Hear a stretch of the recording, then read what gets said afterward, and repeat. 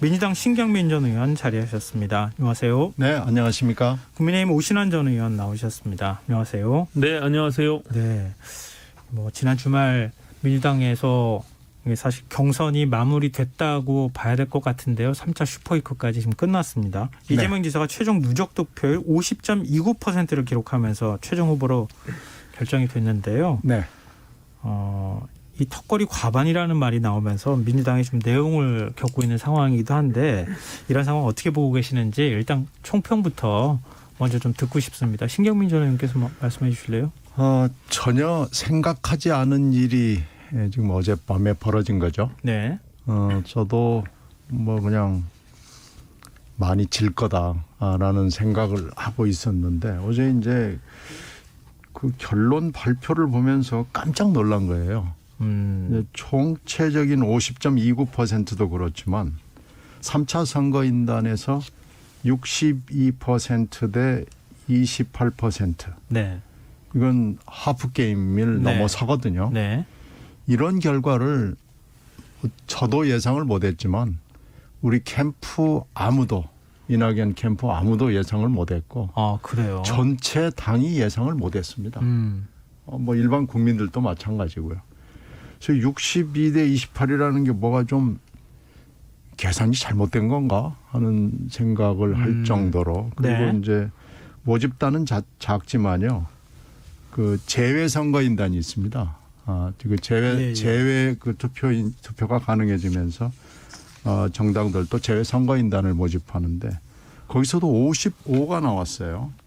그래서 이거 지금 뭐가 이게 혹시 잘못된 건가 하고 귀를 의심할 정도였는데 이렇게 해서 이제 합산을 하다가 보니까 50.29라는 게 나오고요. 네. 그러다가 보니까 이제 당이 무효시킨 사퇴 후보 2분, 정세균, 김두관 2분의 표가 2만 8천 표 정도가 무효됐는데 이게 이제 49.9% 이하면은 결산 투표를 하기로 돼 있잖아요. 예.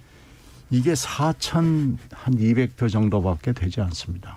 그러니까 2만 8천 표를 잘 처리했더라면 원칙대로 처리했더라면 이건 무조건 결선으로 가는 거 아니냐 이렇게 돼가지고 어젯밤에 난리가 난 거죠.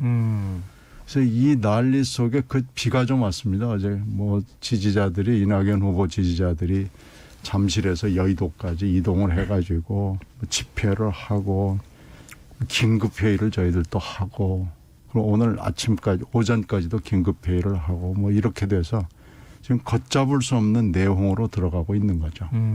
이 얘기는 조금 더 좀 자세하게 하고요. 네. 예, 오신환 전 의원께서 총평을 먼저 좀 해주시죠. 지금 이제 민주당의 경선에 대한 득표율이나 과정들은 신 의원님께서 상세히 말씀하셨고요. 이제 제3자 입장에서 제가 봤을 때는 어쨌든 결선 투표를 할 수 있느냐 없느냐가 굉장히 관건이었잖아요. 네. 그러면서 반전의 기회를 만들 수 있는지. 근데 이제 딱 그 부분의 경계에서 턱걸이가 된 거잖아요. 네. 근데 그거를 해석하는 데 있어서 양쪽의 입장이 좀 첨예하고 제3자인 제가 봐도 그 분모에 있는 그 표본 자체를 기존에 이미 투표한 행위 자체를 무효화하는 그런 것이 조금 이례적이고 잘 객관적이진 않은 것 같다는 생각은 들어요. 예. 어쨌든 당원 당규 해석에 대한 부분은 민주당 내의 문제니까 제가 뭐라 말할 수는 없지만 제가 그래서 이게 보이는 라디오인지 모르겠는데 네. 예전에 1954년도에 4.4 오입 사건이 있을 때 아시다시피 203명의 재적 국회의원 중에 135명이 찬성을 했단 말이죠. 예. 근데 136명이 돼야 결과적으로 이게 3분의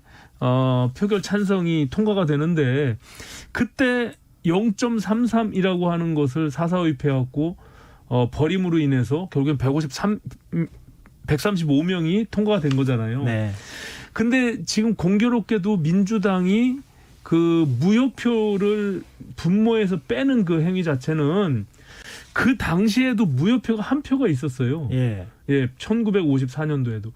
그러면 이 재적을 무효표를 빼게 되면 재적을 202명으로 놓고서 계산을 하게 되면 마찬가지로 135명이면 충족이 되거든요. 네네.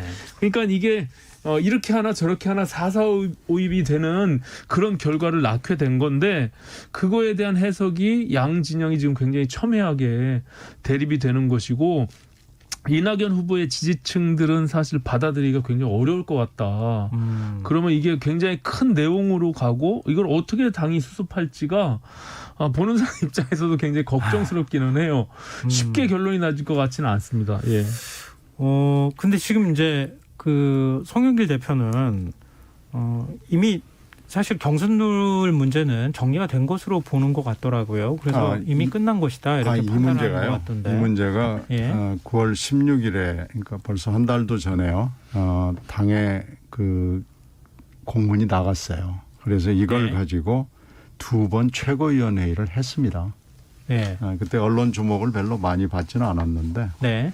이 문제를 지금 논의를 한 거예요. 무효표로 해버리는 게 분모에서 빼버리는 게 그 정세균 후보 그 사퇴 이유잖아요. 그때죠. 예. 그래서 이게 좀 이 규정을 지금은 이제 그 규정은 분명히 있습니다. 그 특별당규 59조라는데 후보자 사퇴 규정에 있는데 이 규정을 이렇게 해석하는 것이 맞지 않다. 네. 틀렸다. 그때 이제 정세균 후보가 사퇴를 하니까 분모에서 빼버렸거든요. 근데 그때가 이제 2만 표가 넘게 득표를 했기 때문에 좀 크잖아요. 안 된다라고 했는데 그때 최고위원회가 이상한 결정을 했어요. 규정에는 문제가 분명히 있다. 규정에는 문제가 있다. 네. 근데 우리가 이제 문제 제기했던 건 규정에도 문제가 있고 해석에도 문제가 있다라고 그랬는데 해석에 대해서는 가타부타 얘기가 없고 규정을 고치지 못한 과실이 있었다를 인정을 하고 후보들은 더 이상 사퇴하지 말아달라 이렇게 요청을 했습니다. 그런데 네. 뒷부분은 후보들이 사퇴하는 걸 뭐 어떻게 말리겠습니까? 근데 이제 그건 뭐 별로 의미가 없는 건데 규정을 고치지 못한 과실이 있다라는 것은 까지는 인정을 했는데 우리들 생각으로는 해석을 이렇게 하지 말아달라. 현재 규정을 가지고도 분모에서 빼는 건 맞지 않다. 왜 그러냐? 그것은 공직선거법이 그렇게 돼 있질 않다. 후보가 사퇴하거나 후보가 사망하거나 다치거나 이랬을 때 더 이상 공직을 수행할 수 없는 선출직이 됐을 때 그런 경우가 가끔 있거든요. 많지는 않지만요. 그럴 때 그걸 무효표로 하지 않습니다. 전혀 그건 이미 투표 행위가 이루어진 투표는 가령 이 경우에 이렇게 말씀드릴 수 있습니다. 가령 정세균, 김두관 두 분에게 던져진 표가 28,000표 정도가 있는데 이건 정세균 것도 김두관 것도 아니고 민주당 것도 아니고 투표를 한 그 사람들 것도 아닙니다. 그때 그 당시에 투표를 한 그냥 그대로 있는 거예요. 이걸 근데 무효로 하는 것이 과연 맞느냐. 그렇지 않다. 이제 이재명 캠프 쪽 박주민 의원의 경우에는 이전에도 사실 이런 상황들이 있었는데 그때도 똑같이 같은 방식으로 처리했다. 뭐 이전에 과거에 그 민주당 대선 경선 있었던 그런 이제 전례들도 있었다. 전례는 있었는데 예. 그 전례는 찾아보니까 좀 있더라고요. 근데 그 전례가 잘못된 거다. 그러면은 그 차라리 그때 네. 정세균 후보 쪽 표가 문제가 됐다고 생각했을 때 더 이상 경선하면 안 된다. 강하게 그때 어필했어야 되는 거 아니냐. 이런 지적에 대해서는 어떻게 그때는 보십니까? 뭐 50.29라는 것을 생각을 못 했고요. 뭐 많이 질 거기 때문에 무슨 뭐 몇천 표, 몇만 표 가지고 이런 상황이 될 걸로 생각을 안 하고 그냥 경선 중단 요구라는 것은 그건 엄청난 겁니다. 네. 그렇게 이런 엄청난 일을 할 만큼의 상황이 오겠느냐라고 생각을 한 거고 최고위원회가 현명한 판단을 해달라고 읍소를 한 거죠. 그런데 최고위원회가 앞에 부분 과실을 인정하면서 뒤에 부분 해석을 잘해서 이걸 잡아달라라는 데 대해서는 가타부터 얘기를 안 하고 하다가 이게 50.29라는 사택 엄청난 사안이 터져 나온 겁니다. 경험상 보면요. 네. 이게 당내에서의 당원당규 해석으로 양 진영이 갈등을 빚고 싸우기 시작하면 그 국민들의 민심이 이반됩니다. 네. 국민들한테는 굉장히 이제 꼴사납게 보여지는 부분들이 있어서 저는 네. 걱정스럽기는 해요. 근데 오늘 그 김종민 의원이 이제 뭐 방송에 나와서 얘기하는 걸 보니까 과거의 사례는 결선 투표 제도가 없을 때의 사례다 그러더라고요. 그러니까 뭐 결선 그렇죠. 투표라는 것이 지금 결국에는 과반 이상의 득표를 했을 때 그 결선 투표를 이제 못했을 때 가는 거잖아요. 근데 이제 그런 사례가 한 번도 없을 때 그것을 분모해서 뺐던 것이고 네. 지금의 경우는 다르다라는 것이고 또 한 가지는 넣었을 때 뺐을 때가 지금 결선 투표에 가느냐 마느냐라 그 경계에 딱 걸려 있는 이런 사례가 이례적으로 처음 있었던 일이니까 네. 사실상 이낙연 후보 측의 지지자들 입장에서는 굉장히 수용하기가 어려운 딱 거기에 걸린 거예요. 이게 만약에 그냥 55% 원래 예상대로 이재명 후보가 이렇게 이겼으면 지금 말씀하신 대로 무슨 4,000표 정도 그 28,000표죠. 합치면 28,000표를 분모해서 뺐어도 뭐 1, 2% 차이니까 영향이 없잖아요. 네. 그러면 다 그냥 수긍을 했을 텐데 그냥 지금 넘어갔겠죠. 그렇지 못하는 상황에 딱 걸려서 제가 봐서는 민주당이 참 이게 정말 어려운 상황에 지금 딱 걸려 있다. 그러니까 3차 선거인단이 62대 28이라는 이런 엄청난 격차가 나올 줄을 아무도 예상을 못했고 이건 글쎄 하느님이 계시다면 하느님도 아마 이거 예상하지 못한 숫자 아니었나 싶어요. 그래서 내용이 저는 쉽게 네. 가라앉을 것 같지 않아요. 정말. 아니 근데 그거는 제가 신경민 위원님께 네. 여쭤보려고 했던 질문이기도 해요. 네. 왜냐하면은 어떻게 이낙연 캠프 쪽에서 앞으로 반응하느냐 이거에 따라 지금 다른 상황이잖아요. 근데 지금 문재인 대통령 축하 메시지까지 나온 상황인데 만약에 못 받아들인다고 하면 경선 불복 얘기가 계속 나오지 그래서 않겠습니까? 이제 지금은 불복이 아니고 예. 이의 신청이다. 지금은 이제 그런데요. 이제 만약에 지금 현재 송영길 대표가 하는 거 보면은 뭐 쳐다보지도 않잖아요. 그럼 뭐 어떻게 대처하실 생각인지 캠프에서 이낙연 전 대표 입장은 무엇인지가 궁금하거든요. 글쎄 이제 송영길 지휘부가 계속 이렇게 쳐다볼 생각을 요즘 말로 일도 하지 않는다 그러면은 네. 그건 이제 좀 그때 가서 다시 생각을 해봐야 될 거고요. 또 하나는 지지자들이 지금 격앙돼 있습니다. 네. 그래서 이건 이렇게 되면 송 대표 체제가 이렇다 그러면은 지금 사법부로 가자 뭐 이런 얘기들을 하고 있거든요. 네네. 지지자들이. 근데 그 지지자들을 저희들이 글쎄 뭐 어떻게 만류할 수가 없는 상황이 올 수도 있을 거예요. 왜 그러냐면 네. 이것은 지금 공직선거법에 관련된 것이고 선거법상은 이렇게 해석이 안 돼 있기 때문에 이걸 사법부로 가져갈 수 있는 건 아무나 가져갈 수 있습니다. 이건 이낙연 대표가 가져갈 수 있는 게 아니고요. 네.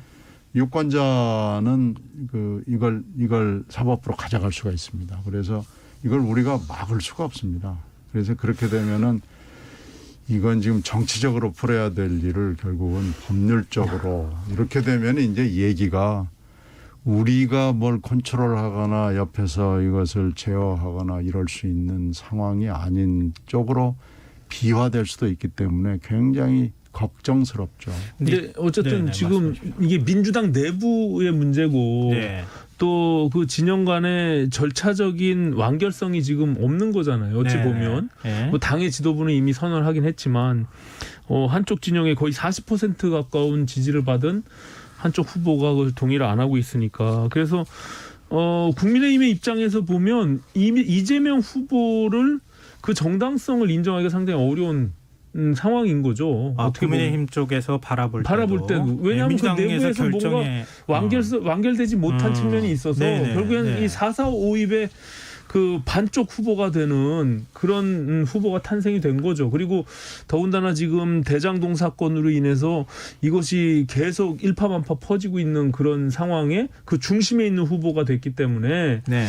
저희로서는 그 굉장히 흥미로운 상황이에요. 예, 그래서 이것이 추후에 어떻게 어쨌든 후보가 되는 과정에 대한 문제가 어떻게 종결될지 또 한쪽 축에서는 이 대장동 사건에 대한 수사가 계속 지금 턱밑까지 와 있는 상황에서 그것이 어떻게 앞으로 파장이 계속 일어날지 이 부분도 굉장히 큰 관심거리입니다. 근데 이게 좀 민주당 당내이기도 하고 또 이낙연 캠프에서 직책을 맡고 계시기도 하기 때문에 제가 좀 양해를 구하고 질문을 하나만 더 드리고 싶은데요. 그러면은 당 지도부가 결단하지 않으면 원팀 되기 어렵다 이렇게 보시는 겁니까? 아유, 그건 뭐 지금 뭐라고 말씀드릴 수는 없고요. 네. 이게 이제 지금은 송영길 대표가 이렇게 하지만 만약에 국민의힘 쪽이나 국민들이 저렇게 정통성, 정당성을 인정할 수 없다고 나오면 당 지도부도 이 문제를 정치적으로 접근을 해서 다시 한번 쳐다봐야 됩니다. 이렇게 지금처럼 막무가내로 이미 어저께 얘기는 끝났다 이렇게 가는 건 굉장히 정치적이지 못한 거죠. 일단 이건 뭐 그렇게 이걸 지금 법적으로 풀어가야 된다고 보는 측이 존재하는 한 이 문제는 법률적으로 또 갈 수밖에 없거든요. 네. 근데 그렇게 가기까지를 막아주려면은 정치적으로 접근을 해서 그러면 어떻게 할 것이냐를 진지하게 논의해야 되는데요. 지금 송영길 대표가 저렇게 막무가내로 그러면은 당내에서도 벌써 송 대표를 비난하고 지탄하는 발언들이 나오기 시작하거든요. 지금 당 지도부가 결단하지 않으면 뭐 법률적인 문제까지 갈 네. 가능성도 있다 이렇게까지 지금 말씀해 주시기 때문에 앞으로도 당내 뭐 지금 지도부하고 당 선관위에서 어떤 결정을 하는지 좀 지켜봐야 되는 상황일 것 같네요. 지금 뭐 결정할 수 있는 건 금방 아닌 것 그렇게 같고. 하루 이틀 사이에 끝날 일은 아닙니다. 네, 알겠습니다. 근데 이번에 이제 이렇게 논란이 됐던 배경에 두 분께 이걸 좀 여쭤보고 싶은데요. 3차 슈퍼위크 그러니까 네. 선거인단 투표에서 결국은 이제 이 문제가 발단이 시작된 거 아닙니까? 그렇죠. 근데 1, 2차 슈퍼위크하고 정반대로 사실 경기도하고 서울 권리당원 대의원 투표에서는 이재명 지사가 50% 이상 과반 넘어섰어요. 그렇죠. 근데 일반 당원과 일반 국민 선거인단 투표에서 지금 이낙연 그 전 대표가 60% 넘는 이재명 지사의 거의 더블 스코어에 가까운 득표를 얻은 거 아닙니까? 더블 스코어를 이걸 넘어섰죠.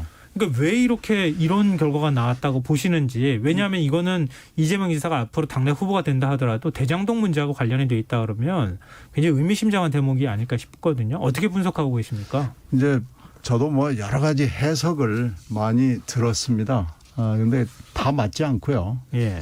제일 정확한 답은 뭐 현재로서 정확하게 모른다인데 일단은 투표율이 엄청 높았고요. 예, 그리고 예. 모집단이 지금 있는 캠프 사람들이 모집을 한 숫자를 넘어섭니다. 왜냐하면 1차, 2차 그 선거인단 모집을 하면서 사실 캠프의 그 정력을 거의 다 소진했거든요. 네. 그래서 3차 선거인단은 어떻게 보면은 자발적인 그 집단들이라고 볼 수 있습니다. 네. 자발적으로 야 민주당 선거인단 들어가자 뭐 이런 그 소규모의 커뮤니티들이 들어오고 또 뭐 일가 친척 친구 뭐 이렇게 해서 들어오고 해가지고 캠프에 어떻게 보면 동력이 상실된 상황에서 들어온 집단이고요. 투표율이 80% 이것도 생각도 못한 거고요. 거기에 이제 대장동이라는 외생 변수가 계속 굴러가면서 이재명 지사가 대응을 이상하게 한 거예요. 무슨 노벨 비유를 하질 않나. 네. 안전하고 대통령 네. 비유를 하지 않나. 사실은 이재명 지사의 책임임이 너무나 분명해지는데도 불구하고 이 지사가 제대로 대응을 못한 거죠. 그게 뭐 여론에 반영이 됐다. 그것이 이제 이 사람들이 들어온 시점은 추석 전입니다. 그러니까 9월 1일부터 14일 사이에 그렇죠. 추석 전에 들어왔고요. 예. 이제 그 뒤에 10월 달이 들어서면서 막 대장동이 급하게 돌아가기 시작했고 그 급기야는 유동규 전 본부장이 구속이 됐고 네. 또 뭐 여러 가지 일들이 벌어지면서 야, 이거 심상치 않은데 누구의 눈에도 그렇게 보이기 시작한 거죠. 그게 대장동 문제가 굉장히 크게 영향을 미쳤다 이렇게 보시는 건데요. 오신환 전 의원님께 보시는 입장에서 어떤지 어떻게 보고 계시는지 말씀 듣고 지금 다음 주제로 가겠습니다. 일단은 당원 선거인단이나 그 이전에 2차 슈퍼위크 이전에도 투표의 그 추세와 전혀 반하는 아까 말한 더블 스코어 이상의 62대 28의 결과가 나온 것은 좀 정말 좀 충격적이죠. 그리고 그것이 달리 설명이 안 돼요. 지금에 벌어지고 있는 대장동 사건이 그 국민선거인단의 민심에 반영이 된 것이다라고 볼 수밖에 없거든요. 그러니까 당원들, 이 강성 지지층이 있는 당원들은 이미 어느 정도 표심에 자기들의 마음을 결정한 상황이긴 하지만 네. 오픈해서 모아온 그 자발적이든 아니면 비자발적이든 모아진 그 국민선거인단의 경우는 그 과정의 흐름 속에서 투표하면서 마음을 결정해가는 과정이 있었을 겁니다. 거기 한 중심에 대장동 사건이 있었고 네. 그렇기 때문에 이재명 캠프 측에서는 그 예측하지 못한 그 논란 투표 결과 때문에 더더군다나 미련이 남을 수밖에 없는 거예요. 만약에 이런 식으로 결선 투표를 가게 되면 정말 반전으로 뒤집을 수 있는 그 계기를 사실은 국민 3차 선거인단에서 봤거든요. 그렇기 때문에 저는 이 부분은 이재명 지사에 대한 책임, 그 거짓과 위선으로 계속 회피하려고 하는 그 모습 속에서 네. 저는 국민들이 특히 이제 중도 성향에 있는 그 국민선거인단의 그 투표권자들이 결과적으로 제2의 조국 사태를 본 것처럼 그렇게 투표가 진행된 것이 아닌가 저는 이렇게 봅니다. 네, 알겠습니다.